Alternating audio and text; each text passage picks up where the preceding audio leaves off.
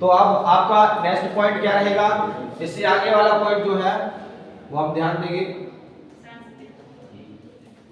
Next जो आपका point है, स्वतंत्रता का अधिकार आपका हो गया था, और इसमें नेक्स्ट आया था शोषण के विरोध अधिकार हो गया था, और धार्मिक स्वतंत्रता का अधिकार आपका हो गया था, संस्कृति एवं शिक्षा संबंधी अधिकार।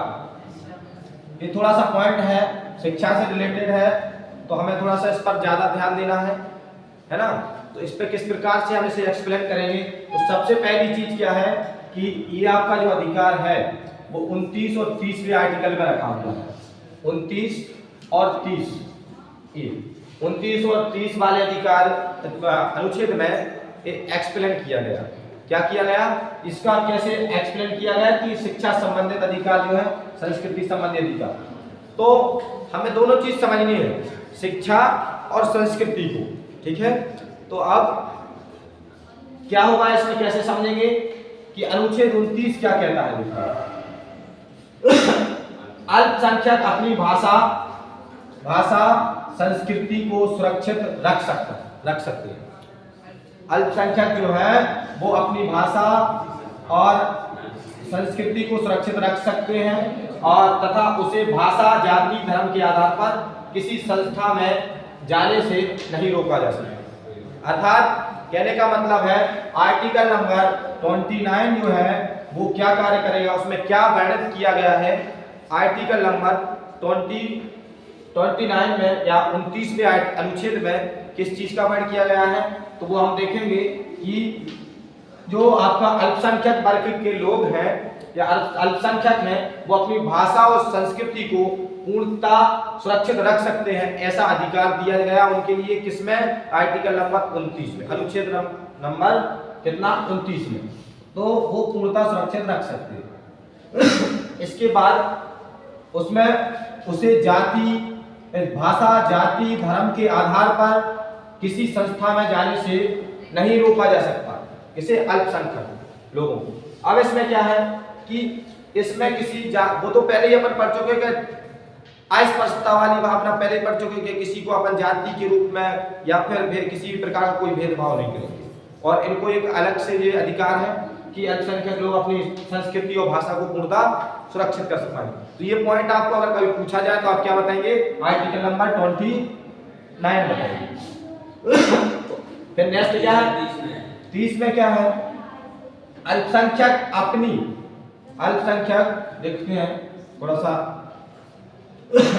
यहाँ। अब अल्पसंख्यक अपनी पसंद की संस्था खोल सकते हैं।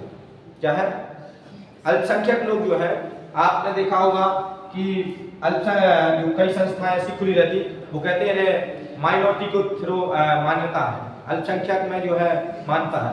तो उसमें क्या है कि ऐसी कई संस्थाएं खोल सकते हैं और सरकार उसे भी चलाने के लिए धन देगी, है ना। तो ये अधिकार आपको किसके दिया गया, अनुच्छेद 30 के तहत। 30 के तहत क्या दिया गया कि अल्पसंख्यक अपनी पसंद की कोई संस्था खोलना चाहते हैं, इंस्टीट्यूट बनाना चाहते हैं, तो उसको जो गवर्नमेंट है, सरकार है, उसके चलाने के लिए कुछ धन देने के लिए देती है, ठीक है, सहयोग देती है। ऐसा कह सकते हैं कि सहयोग रूप में थोड़ा सा सहयोग मिल जाता है सरकार, ठीक है। तो ये था आपका 29वां और 30वां अनुच्छेद। इसके बाद जो 31 और 32वां है, 31 और 32वां आर्टिकल है, तो साथ में इसको भी हम समझ लेते हैं, 31वां और 32वां। हालांकि ये संस्कृति और शिक्षा संबंधी अधिकार 29-30 में एक्सप्लेन किए गए हैं, 29 और 30 में एक्सप्लेन किए गए, लेकिन हमें क्या करना है, साथ में 31 और 32 वाला अनुच्छेद भी क्लियर कर देते हैं, ठीक है, इसको भी समझना है। 30 वाला क्या कहता है, 30 वाले अनुच्छेद में किस चीज का वर्णन किया गया वो हम देखते हैं। 30 तो हो गया है, 31।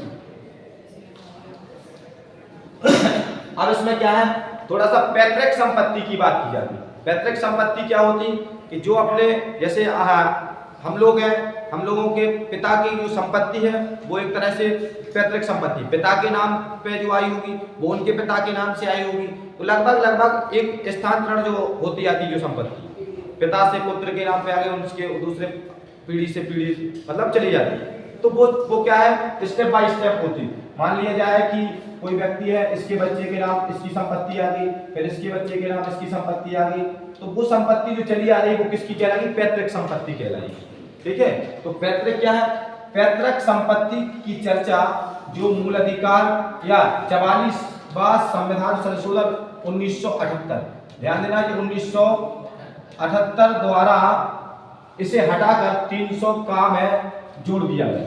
अब जो 31वां, हम कई बार आपको बताया, अपन ने जब वो संपत्ति का अधिकार हटाया गया था, संपत्ति का अधिकार जो हटाया गया 44वें संविधान संशोधन में हटाया गया था, कल बताया था नेक्स्ट उसमें, तो ये बताया गया था कि 1978 में 44वें संविधान संशोधन के तहत ये संपत्ति का अधिकार हटा दिया गया था। अब इसमें क्या, पैतृक संपत्ति जो है, तो पैतृक संपत्ति की चर्चा जो मूल अधिकार या 44वें संविधान संशोधन 1978 द्वारा इसे हटाकर 300 का अर्थात अनुच्छेद 300 का में या फिर ए में रख दिया गया। ये चीज हमें ध्यान देना, ये पॉइंट हमें 44वें संविधान संशोधन में ध्यान देना पड़ता कि किस संशोधन के तहत कौन कौन हटाया गया।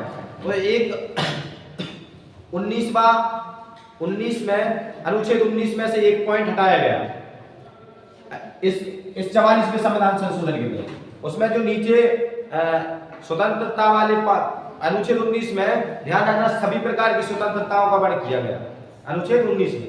तो उसमें क्या है, तो 44वें संविधान संशोधन में से 19 अनुच्छेद जो 19 है उसमें पॉइंट में दिए हैं 19A, 19B, 19C, 19D, 19E, ऐसे क्रम से उसमें दिया है। तो उसमें से एक पॉइंट इस 44वें संविधान संशोधन द्वारा हटाया गया था।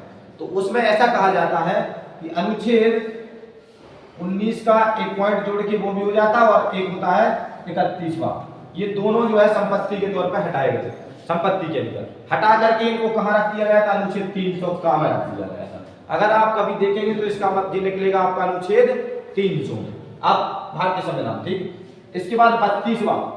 अब 32वां संविधान आपने देखा होगा, पहले भी हमने बताया कि 32वें संविधान 32वें अनुच्छेद को हम क्या कहते हैं, संविधान की आत्मा या फिर हृदय कहते हैं। क्या है संविधान की आत्मा। तो आप ऐसा कह सकते 32वां आर्टिकल जो है इसको संविधान की आत्मा क्यों कहा गया, कैसे कहते, क्या है ऐसा इसमें, तो देखते हैं। 32वां संविधान 32वां अनुच्छेद, इसमें संवैधानिक उपचार का अधिकार है। क्या है, संवैधानिक उपचार का अधिकार है इसमें अनुच्छेद 32 में। अनुच्छेद 32 में संवैधानिक उपचार का अधिकार है। इसे मूल अधिकार बनाने वाला अधिकार कहा जाता है। अंबेडकर ने इसे संविधान की आत्मा कहा है। किसने कहा है, अंबेडकर ने। इसको मैंने पहले विस्तार से अनुच्छेद 32 जो है पहले भी बहुत विस्तार से पढ़ा दिया गया है, लिखवा दिया गया है, अगर क्लास में आए होंगे तो इसमें क्या है कि अनुच्छेद 32 जो कहता है वो पूर्णतः आपको आपके मूल अधिकारों की सुरक्षा व्यवस्था रखता। दूसरी बात, मूल अधिकार, किसी को अधिकार लेने हैं तो उसके लिए भी प्रावधान है। तीसरी बात क्या है कि मूल अधिकार ही संविधान की आत्मा माने गए, क्योंकि मूल अधिकार ही हमारे लिए क्या है, सार्वजनिक अधिकार हो जाते हैं। कहने का मतलब ये अधिकार सिर्फ हमसे आपातकालीन स्थिति में छीने जा सकते हैं, बाकी ये अधिकार नहीं छीने जा सकते। एक चीज और ध्यान रखेंगे कि मूल अधिकार अगर हमसे कभी छीने जाते हैं तो उनमें से जो आपके व्यक्तिगत स्वतंत्रता वाला अधिकार है वो कभी नहीं छीना जा सकता। व्यक्तिगत स्वतंत्रता का अधिकार कभी नहीं छीना जा सकता, चाहे आपातकालीन की स्थिति क्यों ना हो। आपातकालीन की स्थिति में सारे मूल अधिकार छीन लिए जाते, बाकी एक अधिकार को छोड़कर। कौन सा अधिकार छोड़कर, व्यक्तिगत अधिकार छोड़कर। ठीक है, तो ये अब क्या होता है, ये तो हो गया आपका पॉइंट। इसके बाद बंदी प्रत्यक्षीकरण, ये अनुच्छेद 32 के तहत है ये सारी चीजें। बंदी प्रत्यक्षीकरण, परमादेश, प्रतिषेध, उत्प्रेषण और अधिकार प्रत्यक्ष। ध्यान रखना, ये आपको क्वेश्चन बहुत सारे आएंगे।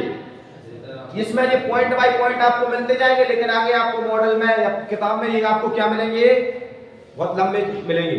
तो ये अनुच्छेद 32 क्यों देखो बड़ा है। अब इसमें देखते हैं अपन अनुच्छेद 32 में ये सारी चीजें एक्सप्लेन की गई। क्या क्या एक्सप्लेन किया गया, आपको पहले हमने बंदी प्रत्यक्षीकरण वगैरह ये सब पढ़ा दिए, लेकिन एक बार और सुन लीजिए। जैसे मैंने कहा बंदी प्रत्यक्षीकरण क्या है, तो आप अपन को ध्यान देना कि बंदी प्रत्यक्षीकरण भारतीय संविधान के भाग नंबर 3 अनुच्छेद संख्या 32 के अंतर्गत इस चीज का एक्सप्लेन किया गया। सबसे पहला पॉइंट क्या है कि अगर आपसे कहा बंदी प्रत्यक्षीकरण क्या है, तो सबसे पहले आप क्या बताएंगे, इसमें थोड़ा सा बताएंगे कि ये कहाँ इसको रखा है। तो आप बताएंगे भारतीय संविधान के भाग नंबर 3 के अनुच्छेद संख्या 32 में 32 के अंतर्गत बंदी प्रत्यक्षीकरण का वर्णन किया गया, और यह बंदी बनाने वाले अधिकारी को आदेश देता है कि उसे समय के अंदर न्यायालय में पेश कर दे। अर्थात बंदी प्रत्यक्षीकरण का मतलब होता है किसी व्यक्ति को पुलिस द्वारा या बंदी करने वाले अधिकारी द्वारा अगर बंद कर दिया गया हवालात में, माना कि कोई पुलिस कर्मचारी, आवाज नहीं करेंगे, कोई पुलिस कर्मचारी ने किसी व्यक्ति को किसी अपराध में पकड़ लिया, तो इसको एक निश्चित समय का मतलब होता है पुलिस को 24 घंटे का समय होता है, उसके अंदर नजदीकी न्यायालय में जाकर पेश करना होता है। तो बंदी प्रत्यक्षीकरण का मतलब ये होता है कि कोई भी व्यक्ति को बंदी करने वाले अधिकारी ने बंद कर लिया है, हवालात में कर दिया है, तो जिस व्यक्ति को बंद किया वो व्यक्ति को 24 घंटे के अंदर उसको नजदीकी न्यायालय में पेश किया जाएगा, और वहां पर उसके बयान लिए जाएंगे, उससे पूछा जाएगा कि आप अपराधी हैं, तो आप पकड़े गए हैं, तो आप अपने बचाव के लिए क्या कहना चाहते हैं, या आप किस जुर्म में आप यहाँ तक आए हैं उसका कारण बताएं। कारण वो बताएगा, यदि कारण में वो पूर्णतः छोटा थोड़ी बहुत बात अगर ऐसी आती है कि नॉर्मल है, तो उसको रिहा कर दिया जाता, या फिर उसका अपराध सिद्ध हो जाता है, तो फिर उसको पूर्णतः उस अपराध से संबंधित धारा को लगाकर उसको सजा दे दी जाती है या उसको जेल भेज दिया जाता है। तो ये होता है आपका बंदी प्रत्यक्षीकरण। क्लियर? तो ये पॉइंट आपको ध्यान देना है। ये जो है आपका ये बंदी प्रत्यक्षीकरण। अब एग्जाम में कैसे पूछा जाता, एग्जाम में टिप्पणी लिखने को आएगी, कैसे लिखनी आएगी कि बंदी प्रत्यक्षीकरण पर एक टिप्पणी लिखिए, तो लगभग आप लोग लिख लेंगे। ऐसा कह सकते क्योंकि ये पहले भी मैंने पढ़ा दिया, अब दोबारा भी पढ़ा दिया, तो ये ज्यादा आप समझ में आ गया। ठीक है, इसके बाद आता परमादेश। परमादेश क्या है देखते हैं। यह उस समय जारी किया जाता है जब कोई पदाधिकारी अपने कर्तव्य का पालन नहीं करता है, तब उसे यह बताने के लिए जारी किया जाता है। ये परमादेश क्या है, माना कि कोई अधिकारी है किसी पोस्ट पर, और वो अपना कार्य जो उसको दिया गया वो नहीं कर रहा है। अगर नहीं कर रहा है तो उससे जो उच्च लेवल के अधिकारी, जो उसको आदेश देने के अधिकारी हैं, जो जिसके लिए वो पावर दिया गया है, तो क्या है, माना कि ये कोई अधिकारी अपना कार्य जो उसको करना चाहिए वो नहीं कर रहा है, तो फिर उससे बड़ा जो अधिकारी होगा उसमें आदेश जारी करेगा और उसकी कार्य को उसको उसी रास्ते पर ले आएगा कि आपका कार्य ये है, आपको ये करना होगा। या वो मार्ग से विचलित होता या वो कार्य नहीं कर रहा, तो उसके लिए आदेश जारी किया जाता, फिर वो अपना उस कार्य को अपने उसके अकॉर्डिंग करेगा। तो ये आदेश परमादेश है। तो लगभग ये समझ में आ गया होगा। इसके बाद क्या है, नेक्स्ट प्रतिषेध। देखो पॉइंट बाय पॉइंट हमें समझना है। प्रतिषेध क्या है, तो यह क्या है, यह ऊपरी न्यायालय अपने से निचले न्यायालय पर लगाती है और आदेश देती है कि यह मामला अपने यहाँ कार्यवाही ना करे, क्योंकि यह मामला उसे अधिकारी क्षेत्र में नहीं। इसका मतलब होता है, देखो प्रतिषेध का मतलब है कि कोई ऐसा कार्य, कोई न्यायालय अलग अलग न्यायालय होते हैं, जैसे कि अगर कोई फैमिली वाला मामला है तो वो फैमिली कोर्ट में जाएगा, कोई विवादित वाद है सीजीएम कोर्ट में चला जाता, या फिर कोई और नेक्स्ट लड़ाई झगड़े वाला है तो वह उससे संबंधित न्यायालय में चले जाएगा, भूमि वाला है तो भूमि वाले में चला जाएगा, या जमीनी विवाद वाला है तो वो दूसरे न्यायालय में जाएगा। तो संबंधित न्यायालय में क्या होता है कि संबंधित केस या संबंधित मामला संबंधित न्यायालय में ही जाता है। और यदि ऐसा कोई दूसरी जगह ऐसा कोई वो चला जाता है न्यायालय में, या ऐसी दूसरे न्यायालय में कोई बात चली जाती, उस समय ये प्रतिषेध जारी होता। उसमें क्या होता कि यह ऊपरी न्यायालय अपने से निचले न्यायालय पर लगती है प्रतिषेध। क्या होगी, निचले न्यायालय पे क्या आदेश जारी करेंगे, वो आदेश देगा उसमें उससे उच्च न्यायालय की आदेश देता है कि यह मामला अपने यहाँ कार्यवाही ना करे, क्योंकि यह मामला उनके अधिकार क्षेत्र में नहीं है। अर्थात इसका मतलब है जो उसके अधिकार क्षेत्र में है वो उसी मामले को सुन सकते हैं, जो उसके अधिकार क्षेत्र में नहीं है वो उस मामले को सुनते हैं तो उस पर प्रतिषेध लगाया जाएगा। ठीक है, पूर्णतः प्रतिषेध किया जाएगा। अब ये अगर समझ में नहीं आ रहा हो तो हम दोबारा समझा दें। क्या समझ में आ गया? ठीक है। तो इसका मतलब होता है कि जो जिस क्षेत्र में जहां उसको जो कार्य दिए गए वो उस कार्य को करेगा, और उसके अलावा अगर कर रहा है तो फिर वो उस पर प्रतिषेध लगाया जाएगा, जिसे कहते हैं रोक लगा कि आप ये गलत कर रहे हैं। समझ में आ गया? इसके बाद नेक्स्ट उत्प्रेक्षण क्या है, थोड़ा सा इसमें देखो, पॉइंट बाय पॉइंट चर्चा हो रही है, एक एक पॉइंट समझते जा रहा है, करते जा रहा है। अब क्या उत्प्रेक्षण क्या है? यह ऊपरी न्यायालय अपनी निचली न्यायालय को निर्देश देता है, आदेश नहीं, निर्देश देता है, देते हैं कि वे अपने पास लंबित मुकदमों में न्यायालय निर्णय के लिए उसे अपने वरिष्ठ न्यायालय को भेजें। इसका मतलब होता है कि जो निचले में न्यायालय में चल रहे जो मुकदमे हैं, वो क्या उस मुकदमों को क्या है, अगर वहां नहीं निपट पा रहे हैं तो वो उसको निर्देश देते हैं उससे ऊपरी न्यायालय निर्देश देते हैं कि आप उनको जो लंबित मतलब होता कि लंबे समय से जो चल रहे मुकदमे हैं उनको आप निर्णय के लिए उसे कहां भेजते हैं? वरिष्ठ न्यायालय में, उससे ऊंचे वाले न्यायालय में इसको भेज दें, ताकि उनके भी लंबे समय से चल रहे हैं वो उनका न्याय प्रक्रिया हो सके। ठीक है, तो ये होता है उत्प्रेषण। ठीक है, इसके बाद आता है अधिकार पक्ष। देखो ये पॉइंट आपको स्टेप बाय स्टेप आपके मॉडल में देखने को मिलेगी, है ना। तो ये है अधिकार पक्ष क्या है। अब अधिकार पक्ष देखते हैं। जब कोई ऐसे पदाधिकारी के रूप में कार्य करने लगे जिसके लिए वह अधिकृत ना हो, तब उसे रोकने के अधिकार पक्ष आता है। इसका मतलब मैं बता चुका पहले कि कोई भी वैधानिक रूप से संवैधानिक या वैधानिक रूप से कार्य तो कर रहा है, लेकिन वैधानिक रूप में नहीं है, अर्थात कर सारे कार्य विधि विधान से ही रहा है, लेकिन वैधानिक उसको स्वीकृति नहीं मिली है, तो उस पर रोक लगाई जा सकती है ना, उस पर रोक लगाई जा सकती है, पहले भी बता दिया मैंने। तो ये है आपका, जब कोई ऐसे पदाधिकारी के रूप में कार्य करने लगे जिसके लिए वह अधिकृत ना हो, मतलब वो रजिस्टर्ड ना हो और वो कार्य कर रहा हो, वैधानिक रूप से भी कर रहा है लेकिन उसको मान्यता नहीं है, तो उस पर रोक लगाई जा सकती है।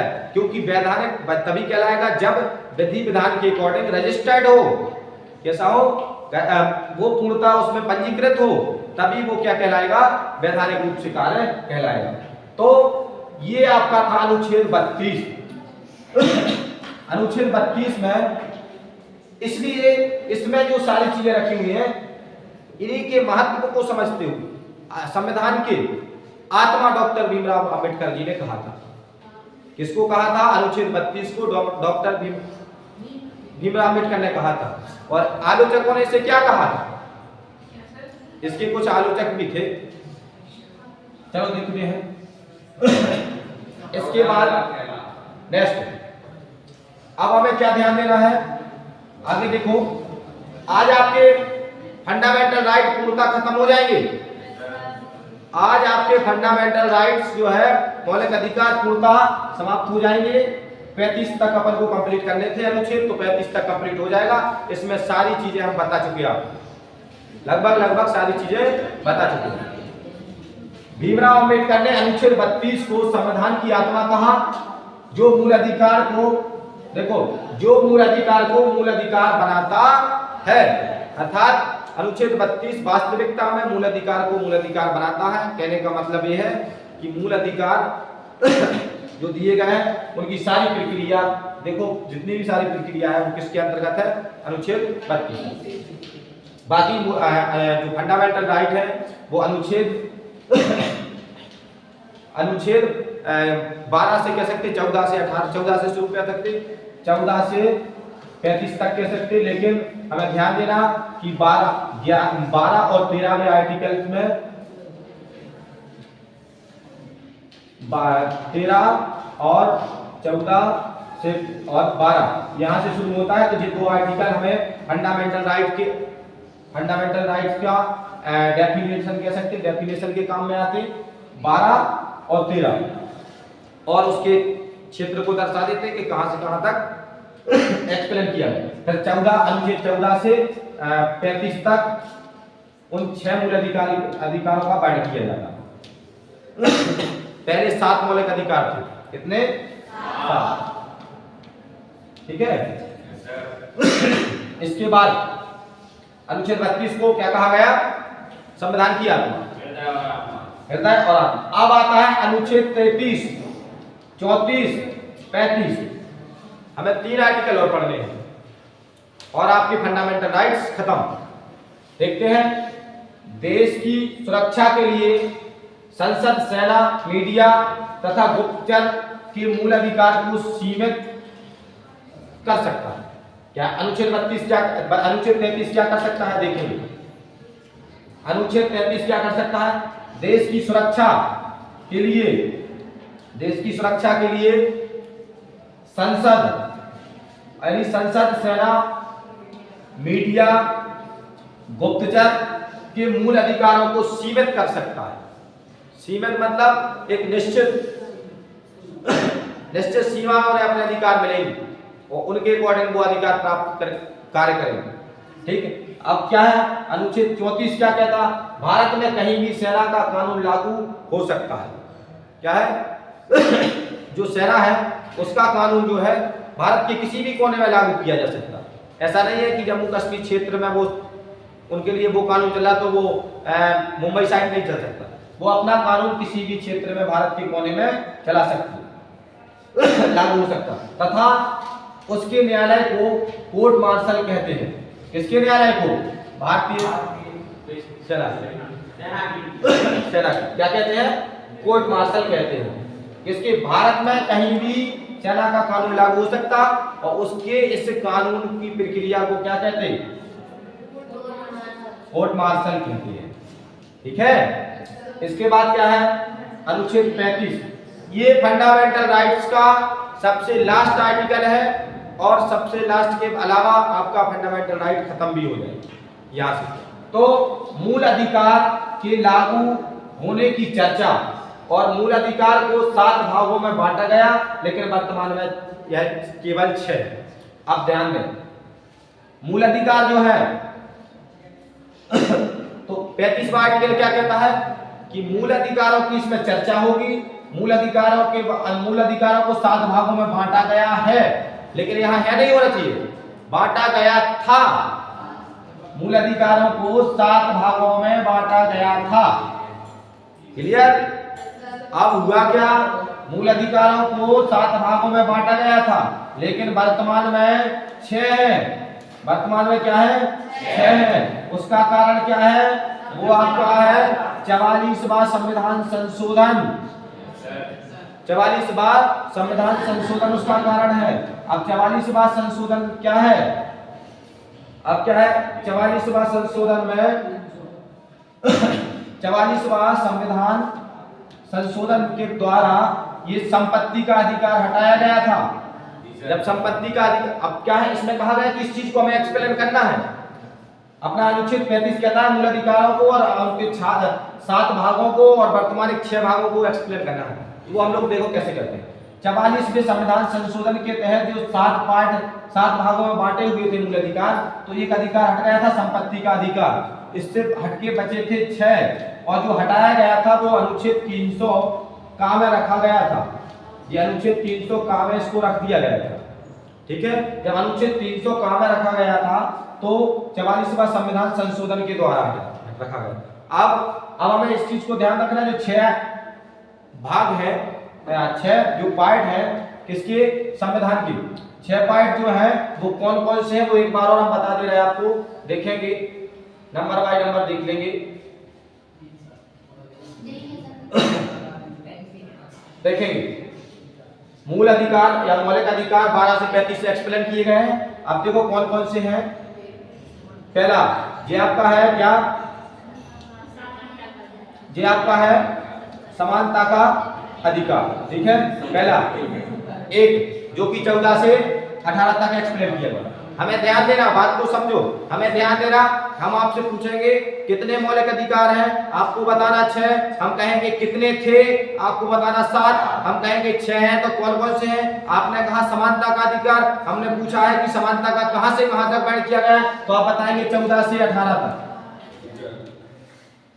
हमने कहा कहां तक बैठ किया गया, तो आप बताएंगे 14 से 18 तक बैठ किया गया। इसके बाद नेक्स्ट, अगर हमने पहला पूछा इसके बाद दूसरा आया, दूसरा क्या है, तो आप बताएंगे स्वतंत्रता का अधिकार। क्या बताएंगे, स्वतंत्रता का अधिकार। ये कौन सा है, दूसरा अधिकार होगा। पहला हो गया समानता का, दूसरा हो गया स्वतंत्रता का। तो स्वतंत्रता का कितना है, 19 से लेके 22 तक एक्सप्लेन किया गया। 1922 तक में जितनी भी स्वतंत्रता होगी सारी स्वतंत्रताओं का एक्सप्लेन किया गया। इसके बाद हमने पूछा नेक्स्ट कौन सा है, आपने बता दिया। नेक्स्ट जो है शोषण के विरुद्ध अधिकार। अब पहला था आपका समानता का अधिकार, दूसरा था स्वतंत्रता का अधिकार, तीसरा है शोषण के विरुद्ध अधिकार। अब शोषण के विरुद्ध अधिकार में क्या है, शोषण के विरुद्ध अधिकार कहां से कहां तक है, 23 से 24 तक। तो आप बताएंगे कैसे। मैंने कहा पहला कौन सा है, समानता का कहां से कहां तक है, 14 से 18 तक। दूसरा कौन सा है, स्वतंत्रता का है, दूसरा कहां से कहां तक है, तो 19 से 22 तक। तीसरा कौन सा है, शोषण के विरुद्ध अधिकार, शोषण का विरुद्ध का अधिकार कौन से आर्टिकल में, तो 23 से 24 के अनुच्छेद में है। हमने कहा पांचवा कौन सा है, धार्मिक स्वतंत्रता का अधिकार। धार्मिक स्वतंत्रता का अधिकार कहां से कहां तक है, तो 25 से 28 तक। इसके बाद नेक्स्ट कौन सा है, सांस्कृतिक और शिक्षा संबंधी अधिकार। छठवां अधिकार हमारा कौन सा है, संस्कृति और शिक्षा से संबंधित अधिकार। ये कहां से कहां तक है, तो 29 और 30, अर्थात आपके 6 अधिकार जो है आपके कंप्लीट हो गए। इसके बाद हम कहेंगे कि 31 में क्या है, तो 30 31 में किस चीज का बैठ किया गया, तो वो संपत्ति का अधिकार था, उसका पैतृक संपत्ति से संबंधित पॉइंट था। तो वो आप 31 का बता देंगे कि वो कहां पहुंच गया, अनुच्छेद 300 का में रख दिया गया। 32 में क्या है, 32वें संविधान का आपको पता होना चाहिए कि 32वां, आवाज नहीं करो, 32वां संविधान, 32वां अनुच्छेद संविधान की आत्मा कहा गया। ठीक है, तो ये आपका पॉइंट था। अब इसमें जो डाउट है